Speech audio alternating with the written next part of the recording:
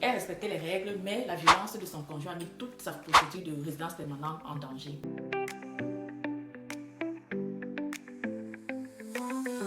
Voici un couple qui arrive au Canada comme travailleur temporaire. L'épouse est la requérante principale. Le cabinet s'occupe de faire revenir son mari et les enfants.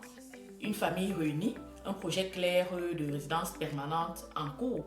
Sauf que derrière les formulaires, il y a une réalité qu'on ne voit pas tout de suite. Le mari est violent. Il est extrêmement violent.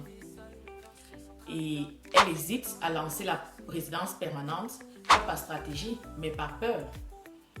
Elle attend, elle espère que la situation s'améliore, que son mari comprenne certaines choses et change de comportement. Mais en immigration, le temps n'est jamais neutre. Finalement, sa résidence permanente est lancée. Le couple reçoit une invitation, l'invitation est reçue parce que l'extraction est obtenue. Et le dossier entre dans la phase critique cette fois-ci. Pourquoi? Parce que la violence de monsieur recommence.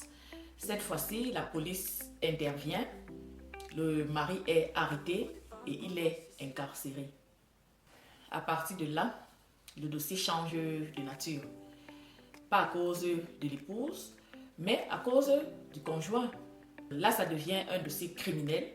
Il y a des certificats judiciaires, il y a des empreintes digitales à gérer, il y a de la vérification de la sécurité à gérer plus tard dans le dossier. Et en immigration canadienne, les actes criminels d'un conjoint peuvent ralentir, voire compliquer et fragiliser tout un dossier familial. Mais ce que personne n'explique assez, c'est que cette femme est victime. Elle est la victime dans le dossier. Mais administrativement, elle paye aussi le prix. Elle paye le prix. C'est une violence silencieuse sur le plan juridique, sur le plan institutionnel. En fait, ce dossier pose une vraie question. Combien de femmes immigrantes retardent une procédure par peur et découvrent trop tard que le retard devient un piège juridique? Si tu te reconnais dans ce type de situation, il faut être clair. Ce n'est pas des dossiers standards. Quand un dossier est sensible, quand un dossier est à risque ou est déjà engagé, l'information générale ne suffit plus.